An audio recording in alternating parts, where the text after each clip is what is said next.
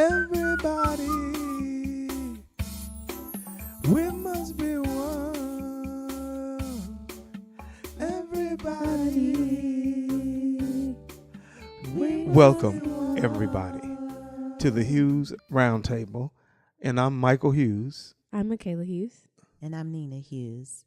And I'm Mark A. All right, thanks. Thank y'all for listening to us today. I got a very special guest here. Well, we got a very special guest, Mark A. And if you listen to this, when you listen to it, you'll see that it's called A Prisoner Escapes, featuring Mark A.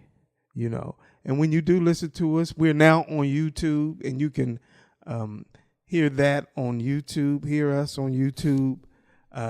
Just click on type in the Hughes Roundtable, Michael Hughes, or Michael Hughes, the Hughes Roundtable, either way, and you can hear all our episodes. So welcome, Mark. Yes, welcome. Thank you so much. I'm glad to be here. A Prisoner's Escape, man. Absolutely. And one of the first things that I thought about being a prisoner is about 10 years ago, I was a prisoner of addiction. Yeah. Yeah. And with the opiate epidemic today, is I hope that I can touch someone in a way whereas we don't have to stay addicted to drugs or any other type of vices. But first, we have to realize that we have a vice or we have a problem. Right. Mm-hmm. Right. That's good. Right. So this was like what in the 90s? In the 90s, 90s. part of the 80s. Part of the 80s. Late 80s. Late 80s. Yeah. And you was addicted, and mine was 90s to like 2000. So about a good solid 10 years. Yeah. Just running all up. So all of that was in Dayton. All that was in Dayton, Ohio. Now, who would have ever thought that? I would have never thought that Dayton was like that. Because we used to go down there when we were younger to the Atrium. You heard of the Atrium? It was a mall with an atrium, a big mall. I think it was downtown. Everybody went to Dayton. Yeah. You know what I'm talking about? Arcade. Is that what that's called? Yes, it was called the So Arcade. everybody from Columbus, because we used to get all our music from Dayton. Absolutely. Everybody from Columbus, right, Nina? Yes, A lot of We used to musicians go from there. Dayton. A lot of musicians. Yes. Name some of the musicians that came from Dayton, Mark. Ohio players. Roger Troutman, Ohio Ohio players. players. Babyface and them. Or was that Cincinnati? Because Cincinnati and Dayton was kind of together. Slave. You don't want to get into that? Slave or no? No, don't get into it. No. You be all right. Lakeside. Lakeside. See, this is all major I didn't know recording Lakeside artists. Major. Major. Shirley Yeah. Murdoch. Didn't she come from there? I think so. Yeah, because she was with Roger Troutman. She was with Roger. Uh, Zap. There was Zap. another. And then there was a few others that didn't get actually the recognition that the ones we just recognized. Was Sky from there? Fazo. Was Sky from there? Heatwave. Heat Wave came from Dayton, Ohio. Yeah. Oh, wow. Yeah. That was that. They had big recognition. Heat Wave. Heatwave. I didn't know this. Did Sky come from there? No, I don't know. What about Midnight Star? No, that's from Georgia, Atlanta, I think. And what about Atlantic Star? That's from, excuse me, they were from Atlanta, Midnight Star, I think, yeah. Okay. Yeah, I think that's what it was. So, and you was in Dayton, and this is where I wouldn't have never ever put that together, that Dayton was like that. But now that I'm older, I realize now that Dayton is what? How close to Cincinnati? About 30 minutes. Is it 30 wow. minutes? That close. Real Wow, close. that's why. So really, Dayton is a suburb of Cincinnati. Mm. It's a city. I know it's a city, but like Columbus to Pickerington. A lot of people feel like Dayton is a really, really small town, and it is small compared to Cincinnati. It is small compared to Columbus, Cleveland. It's really, really You small. just ain't gonna let me talk about Dayton like that, is you? No, You ain't gonna it's let its me- own city. You It know, is- people it do is- that It's a stuff. small, Its own small city. town. It Got is. our own mayor and everything. But It you do. know, it's rich too, though, right? It is. It's a very rich city, absolutely. Paul Laurence Dunbar, that's his hometown. I went down to Dayton. He's the and first black played. poet. I played at Dunbar because y'all was one of the first schools, high schools that had. I think we played at Dayton Flyers Stadium though, that had AstroTurf. Yeah. We got dusted. So we went down there when I was like I was in the 10th grade in high school. We went to Dayton. I see. Yeah. Because Dayton is what, 45 minutes from Columbus? About 115 minutes. Well, I'm all wrong then. I Yeah. don't know what I was thinking about. That's when we went. That's Windows. Is that where Yeah. Windows? That was Dayton, but it was on the outskirts. Yeah. Did it take us an hour and 15 minutes to get I don't know. Mark said it's an hour and 15 minutes. Yeah, I used to before I got married, I used to travel quite often to Columbus, and that's about what it took me, about an hour, there? Hour and 15 minutes. 15 minutes. I Okay. did pretty frequent. Mm-hmm. You still doing it though, aren't you? Not as much as anymore. Since my mom passed away a couple of years ago, there's not very much of a need to me to get back and forth to Dayton, other than to visit my cousins and some other friends that are still strong in my life, but I still don't get to see them as much as I used to. So your family is still there, Everybody is still in Dayton, yes. Dayton, Ohio. That's right. Okay. Your sister's not. But yeah, I have a sister. And you got a she's brother. the third. She's the third of the family, and so she lives in California. And you the baby. No, I'm the second oldest. Oh, you the second oldest. Yeah. And there was a brother. Okay, yeah, I remember you telling me about your brother and everything. And so I was just trying to paint a picture of Dayton and what was going on there. So so you came to Columbus from Dayton.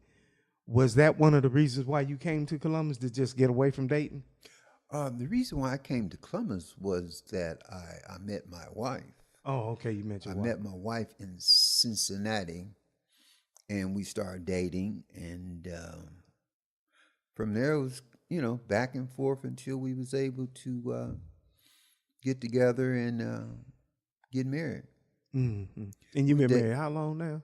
Oh, December the 28th would be 6 years. 6 years. Yes, it That's would. good. Yeah, Congratulations. That's real we good. we working on it.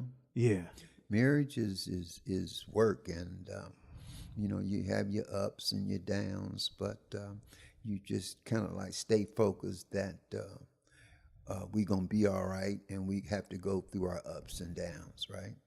Mm-hmm. But basically, I feel that we are growing in our marriage. Mm-hmm. Sometimes we have low spots, and sometimes we have high spots. Mm-hmm. But the thing is that we just try to keep going forward, right? Mm-hmm. And hold on to one another. Mm-hmm. Yeah. You're gonna let her listen to this podcast. I hope so. So you met your wife in Cincinnati. You were still living in Dayton. So go back and let's see how you escaped. Oh, well, What did you do to get out of the situation you are in, and how are you still maintaining what you are doing now? Well, what I escaped from was the drug addiction. Mm-hmm.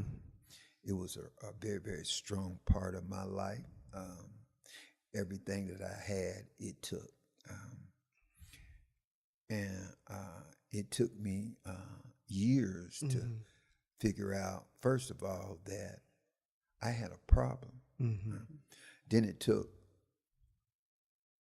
a few more years to figure out a solution to the problem. with addiction, it don't care how old you are, how young you are, what gender, it don't matter. So to kind of bounce back to how powerful addiction is that I started off as in the building trades as a plumber pipe fitter in Dayton, Ohio. I got my City of Dayton plumbing license. Wow. And so I was a plumber pipe fitter in Dayton, Ohio. Made good money, top union wages. And so at a young age, I was single and really didn't have anything to do with the money but have fun. Right. And so what had happened to me was that I had found out by focusing on me and trying to figure out why did I use drugs, and it was a part about me that I didn't like, that I just couldn't be with just Mark. I had to have some type of stimulant. I had to have some spark in my life. I had to have chaos in my life in order to bought that. So wait, so are you saying that you were afraid to be alone? Well, I don't know if you would say it was to be alone, but Or by I yourself? always had somebody around me. Yeah, because And I did I that had too. to go to parties. Yeah. I had to be high at parties. Yeah. I couldn't just go to a party and be just my normal self. So you couldn't be by yourself back then, even though it was lots of people around you. But so you was afraid of what you was gonna do, or you see what I'm saying? Because in mines, being from Dayton, you knew a lot of people, I'm sure. Yeah. And so did I. And Nina can attest to this. I had a beeper, and people would call me all day long, and I never was by myself. So, but one thing about addiction, you go by yourself. A lot of times. You spend a lot of time by yourself because, for me now, because you don't want to share no more. Because people is crazy for me. And I know it was a different drug, but, well, at the end of it, did you like being by yourself while you were high? Well, Almost at the end, if you think about it. at the end, it had took so much from me. I had one of the things to this day I still think about is that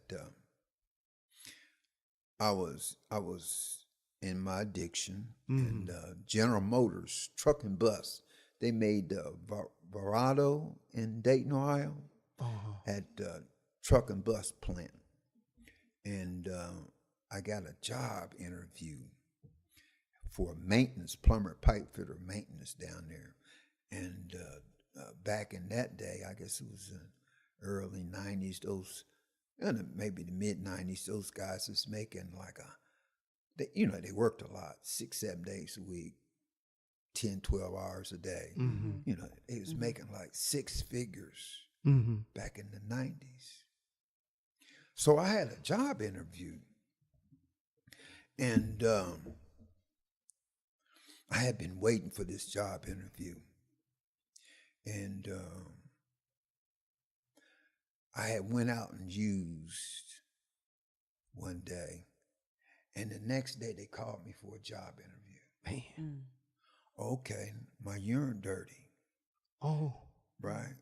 I think I took some of that gold seal or something, Yeah. and Know about that. my Yeah. urine came up dirty. Even with the golden seal. Yeah, so that just goes to show you what the adversary, he don't want you to have nothing that's good. So, something that could have changed my whole life, Wow.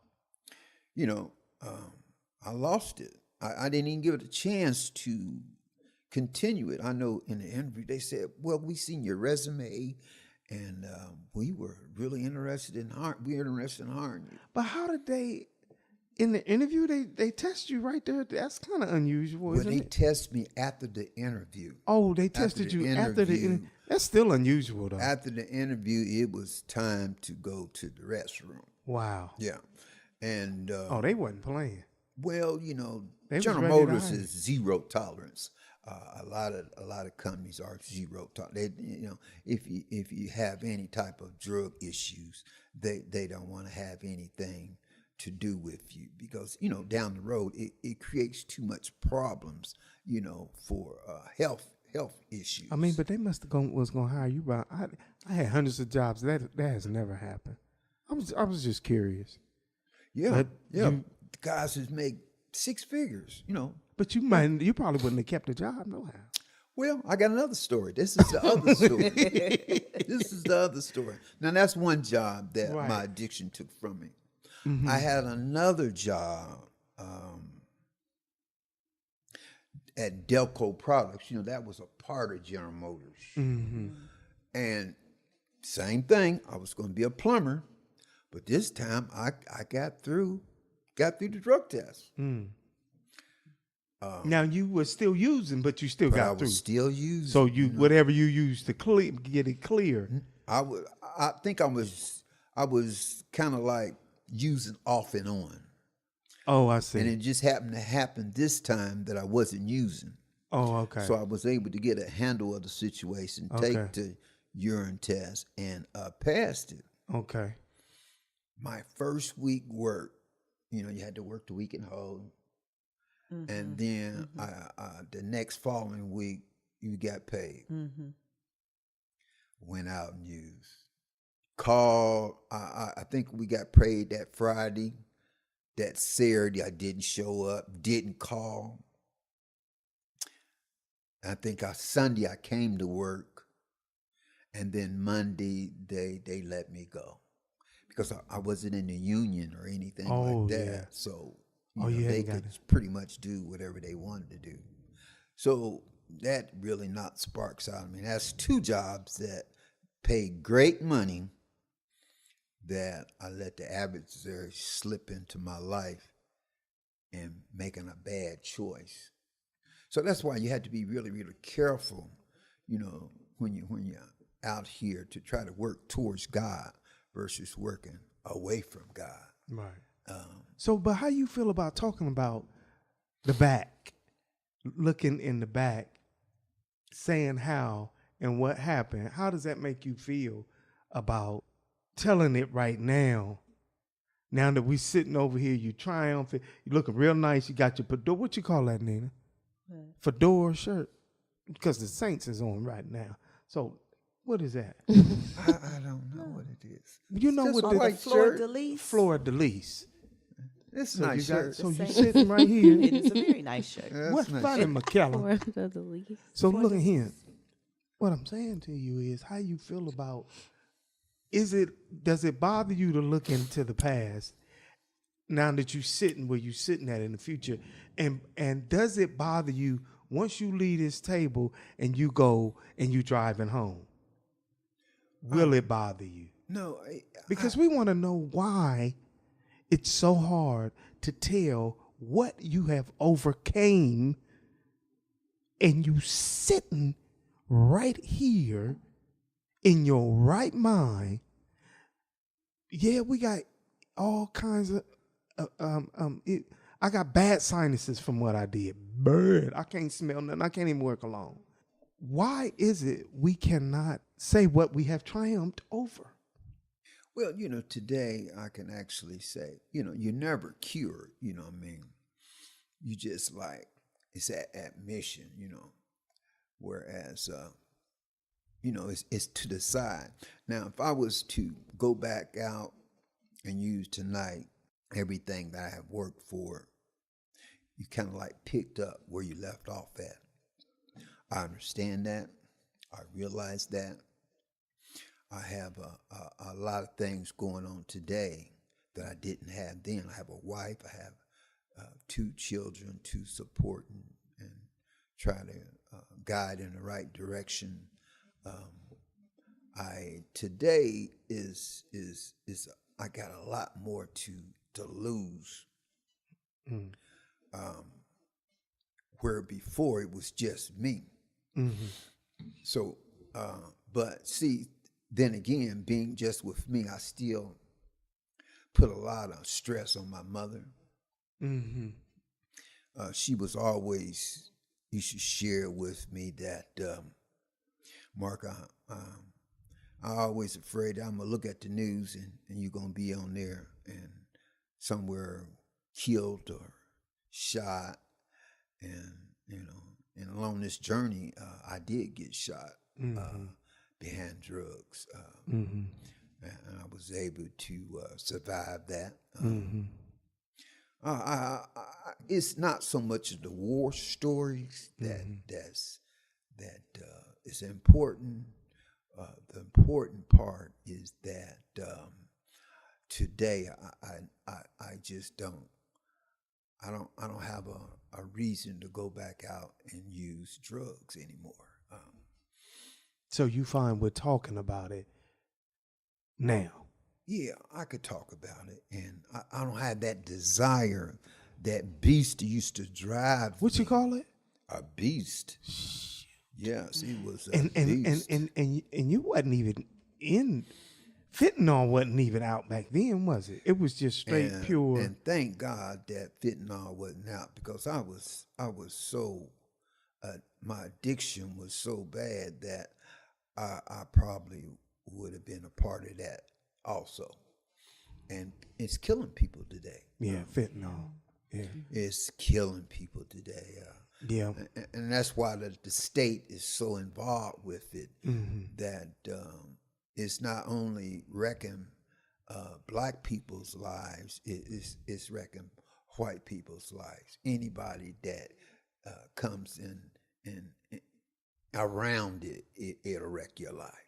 But it'll kill you today. I knew when I was young, I had an uncle. I knew I was petrified. Now, some stuff I was gang ho, but that heroin, I didn't like being comatose. Once my uncle died of an overdose, and once your body has to have it, your whole body, not just your mind, but it's like you need sleep. So if you don't get this heroin, it just jacks you up. But I seen stuff I shouldn't have never seen. I shouldn't have never seen. I used to find my uncle, and I would talk. I was the adult. I used to talk to him like I was his father. It was crazy. I used to find him in my grandmother's bathroom, and he would just be looking at me. And they called me Baldy. Don't y'all laugh. They called me Baldy back then. and he would just, I used to see him, and I admired him so much, though. I did. But that's how I found out about it. I used to see him take whole trucks of Nikes, man. He was cold-blooded.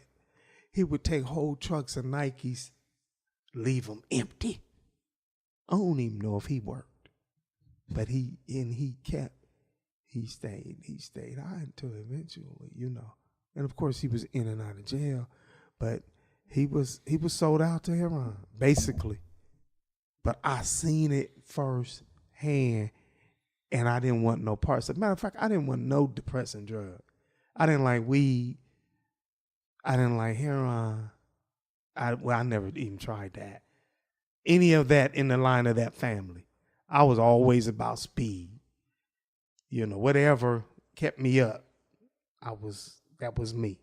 But yeah, man, I think they do not know the power that this drug has. It's powerful, man. The fentanyl. Yes, the fentanyl. And when I was coming up, heroin was more expensive. It's not now. You couldn't afford heroin back in the day. You know what I'm saying? But it was more expensive than cocaine was. You know what I'm saying? So it was considered a rich man's drug. So was coke. You know what I'm saying? But so you don't think you would have been able, not today. Well, I was around people that did heroin, Mm-hmm. and they used to, few people used to say, "Mark, don't do it, don't do it." Mm-hmm. And for one reason or another, I didn't do it. Oh, you wasn't. I never done heroin. Oh, you saying opioids? Period. You ain't saying heroin. You wasn't addicted to heroin. No, I was addicted to crack cocaine. Well, what the world is going on around But here? I kind of started when it was called freebasing. Oh, I see. I always thought it was that. Well, I mean, don't make no difference. Addiction is addiction. Don't make no difference. So you knew Freeway Ricky Ross then. You heard of him. Yeah. It was in Cincinnati. It was a powerful drug. Also, it was the way Getting it sued made by you a feel. rapper. Rick Ross. I don't know. I probably would still be stuck if it wasn't for the consequences that it gave me. Right. It just took too much of my life away from me. It was times when I couldn't even really feed myself. I'd rather do drugs than to eat. That's no way to live, but I chose that. Most drug addicts that's on crack, or their face shrinkle up, their body, just scale, just real small. And I was all there, but only through God's grace and mercy that I was able to get by my addiction today. Good. I'm so grateful that he was able to give me understanding that I can be free of addiction, and it was through Narcotics Anonymous that got me started in that direction. Mm-hmm.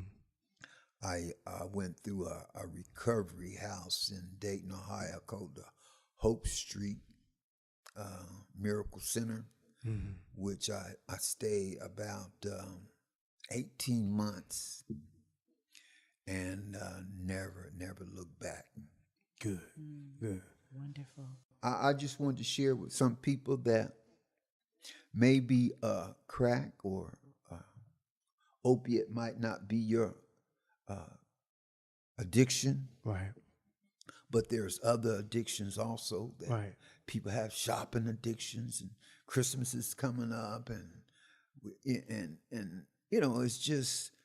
it's all kind of vices out there. Yeah. That we struggle with. Absolutely. And that there is help that we can ask if we ask for it. Mm-hmm. But first of all, we have to understand that we have a problem. Yes. And then once we understand that we have a problem, then we have to get to the solution. Right. And a solution is a process. It don't happen overnight. It was many times that when I was going through my recovery that I wanted to go back out and use. Right. But I chose not to because I remember what it was when I was using. And I never, ever want to feel like that ever again. Yeah. Yeah. That's good, Mark. That's good. So I think I got my point across. You think you got it across? I hope that I'll be able to help somebody because there is help. Yeah. You don't have to stay addicted to drugs for the rest of your life. There's a way out. There's a solution. Mm-hmm. But it takes work, and it's not easy. No. Because you have to deal with yourself, right? Mm-hmm. That person inside of you that thought using was okay to do. Right. And that thought pattern has to be broken because it's not okay. Right. Right. Yeah, that thought pattern does have to be broken. Yeah. I like that. That thought pattern has to be broken. That's good.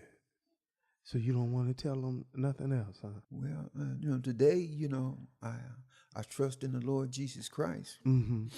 and I try to focus on Him the best of my ability Right. in my everyday walk with life. Yeah. Um, I'm not a perfect person, but I'm striving to be closer to the Lord, right? Each and every day, I try to be closer and seek His word so that I can be a better person. In life, sometimes, when you're with your spouse or when you're with your significant others, there's certain things about people that you don't like, and some things about, yourself you don't like. So, but you can only change you. You can't change other people. You know, that's true. Yeah. So we go through life with the ability to change ourselves. And we ask God to help us with that. And He will show us the way, but we have to have the desire to want to change. You gotta think something is wrong with you. You gotta know. You gotta there's want to something. do better You gotta with know. you. You gotta Not know. want the other person to do better. Yeah. You gotta want to do better through self-analyzation and just old-fashioned wanting to do better, so you can represent Jesus out here in these streets. Yeah. I got a question, because while we're talking about that, and you obviously you were looking at yourself and not allowing yourself to be in denial, and that's what you were saying is key to you coming out. You recognized that you had a problem and you wanted to make a change. During the time when you were evaluating yourself and saying you don't like where you are and you're recognizing I need to do something about this, were there people that were saying anything to you about where you were at some point when you weren't paying attention? And then when did you start recognizing there is something going on that's not right here and I need to do something about it? Well, the turning part was that I had an apartment, and it was one of these subsidies. I got so low that I had a subsidy apartment, and it got so bad that I couldn't even pay $90 a month. Mm. That the addiction took over my life to the point that I couldn't set aside $90. Crazy. I mean, you can't save $90 a month. I couldn't. So I got evicted from the apartment building. And this was the blessing was. When you have to go to court to get evicted, right? Mm-hmm. So when I went to court, I had my rent. I was behind maybe two months, maybe. Yeah. And before I went to court, I tried to pay my rent, and they wouldn't accept it. So when I went to court, they evicted me. And I said, where am I going to go now? And that's when I went to the Hope Street Miracle Center. Got help. I was tired. My body was tired. I was mentally drained. It got to the point where you gonna live now in the streets, right?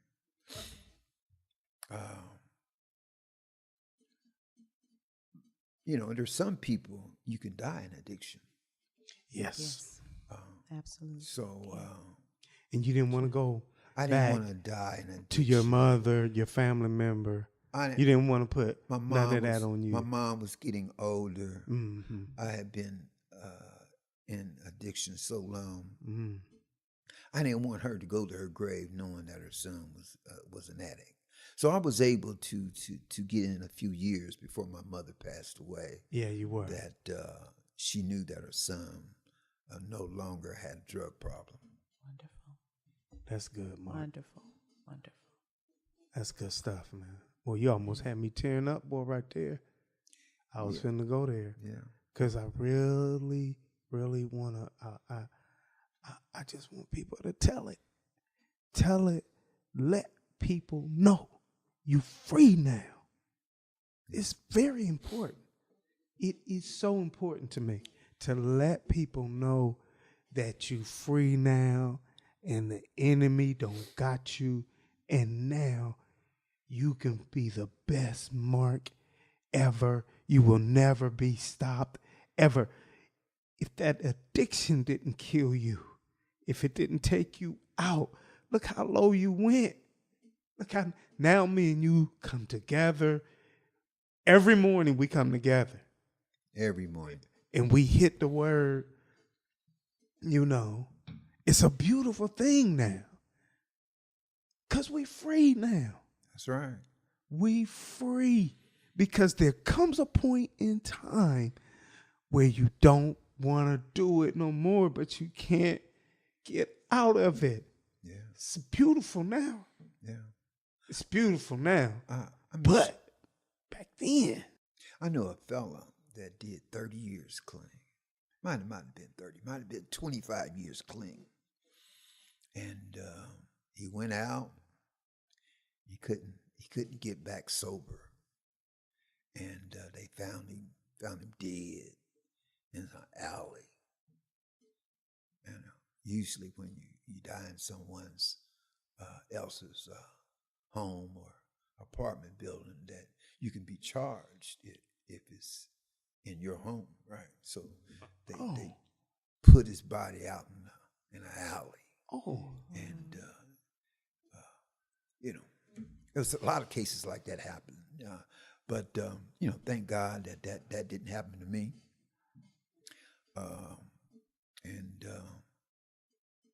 And hopefully that if anybody needs help, seek help, right? Right. You don't have to die today out in the streets. Right. That's good stuff, man. Man, thank you for doing this. Man, love you dearly, man. I hope it helped somebody today. Oh, it did. Yes. It helped me for sharing, I tell you that. And I still got that picture you sent me. Great. You seen that picture you sent me? Michaela, you seen it? I was Mark Kalen's age then. Where you? Yeah. Man, thanks again, man. Yeah. Thanks I enjoyed again. it. I Thanks for appreciate it. asking me to come. Yeah, man. And may the good Lord continue to bless you guys with this round table. Yeah. And may he give you what you need. Yeah. Yeah. Amen. Amen. Amen. So thanks again. Thanks again, Mark. And y'all can find the Hughes Roundtable on YouTube now. We're going to put it on YouTube. This and past episodes. A prisoner escapes. He told you how he escaped. Thank y'all. Bye-bye. Thank you. Bye. Bye-bye. Everybody, we must be one. Everybody.